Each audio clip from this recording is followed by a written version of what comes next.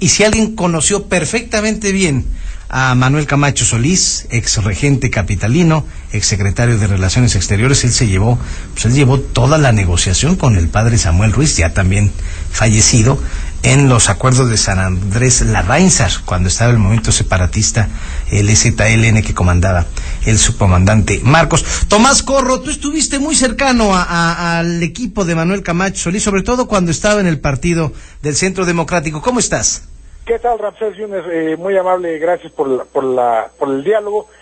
Pues sí, en el Partido Centro Democrático 1999-2000, con un gran amigo, Eduardo de la Torre Jaramillo,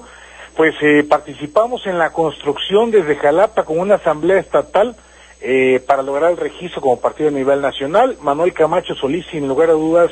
uno de los últimos estrategas y hombres ilustrados de su generación y de la clase política mexicana, sin lugar a dudas, una gran pérdida.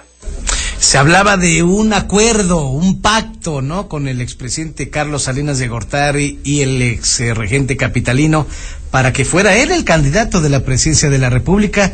y alguien no cumplió, Tomás. Así es, mira, hay que recordar que Manuel Camacho Solís, como investigador en el Colegio de México, tiene dos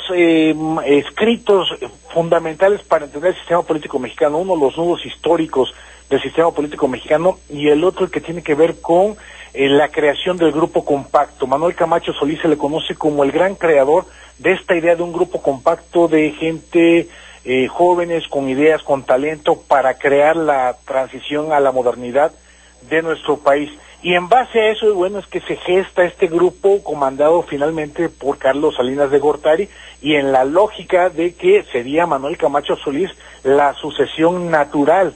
de la presidencia de Carlos Salinas de Gortari. Sin embargo, al final de cuentas, como todos sabemos, el designado por Carlos Salinas de Gortari fue su hechura política, Luis Donaldo Colosio, fallido candidato a la presidencia, finalmente reemplazado por Ernesto Zedillo Ponce de León, ¿no?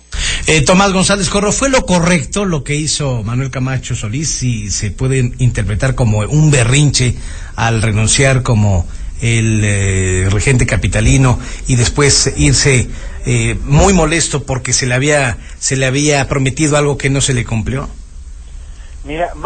yo creo que más allá de la anécdota de si es berrinche o no, me parece importante considerar que esa ruptura con Carlos Salinas de Gortari fue un factor determinante desde mi particular punto de vista en cuanto a la aportación de Manuel Camacho Solís a la alternancia política en México. Con la creación del Partido Centro Democrático jugó un papel importante Manuel Camacho Solís en las negociaciones entre Vicente Fox y Cuauhtémoc Cárdenas para en aquel momento intentar construir una gran alianza opositora para enfrentar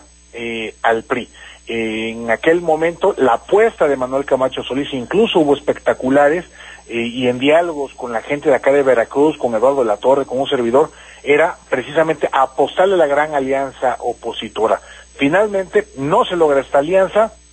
por obvias razones, tanto de Vicente Fox como de Cárdenas, en esta falta, digamos, de gentileza política, y finalmente Manuel Camacho Solís decide mantenerse tal y como el concepto del partido lo marcaba, en el Centro Democrático, para discutir y debatir ideas, y que ello trasciende el supuesto berrinche, que lo podemos etiquetar así o no, pero creo que va más allá la aportación democrática de Manuel Camacho Solís. Reitero, un hombre brillante, un hombre inteligente, un estratega político que sin lugar a dudas todavía tenía mucho que aportar, ¿no? Pero estarás de acuerdo, Tomás, que sí desestabiliza la candidatura de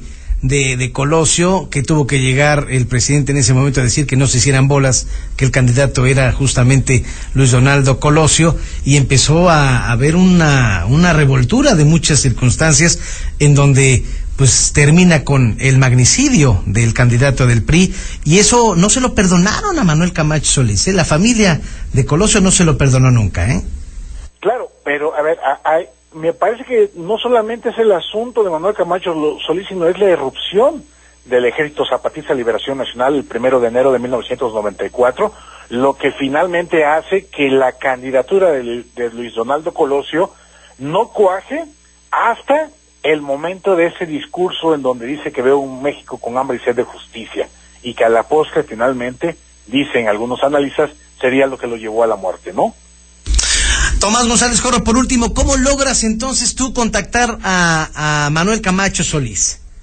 Es a través de mi buen amigo Eduardo de la Torre Jaramillo, con quien empezamos a dialogar, a entablar negociaciones para efectos de incorporarnos de manera conjunta a la creación y fundación del Partido Centro Democrático aquí en el estado de Veracruz, territorio donde logramos una asamblea estatal para aportar precisamente a la fundación del Partido Centro Democrático en el año 1999, ¿no? Y posteriormente, bueno, lo trajimos a un diplomado en análisis político estratégico que impulsamos en una consultoría que se llama Glocal Consultores Asociados, y bueno, el diálogo ahí estuvo presente en todo momento con Manuel Camacho Solís,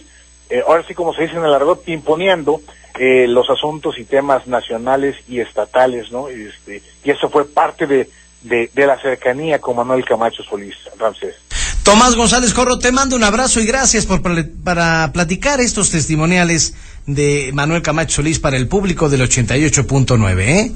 Un abrazo con afecto, Ramsés. Saludos. Muchas gracias. Al analista político Tomás González Corro. Yo tuve la oportunidad, una vez en la vida, diría el gran Lara, una vez nada más, pero tuve la oportunidad de platicar con Manuel Camacho Solís. Eran los 10 años del aniversario del asesinato de Luis Donaldo Colosio y nos contestó para los micrófonos de la radio de los veracruzanos, de Radio Más, y ahí pues le tuve que hacer esa pregunta, si había hecho el berrinche, ¿no? Cuando se había designado ya como candidato a Luis Donaldo Colosio, y él dice que para nada, él tenía la convicción de que se sintió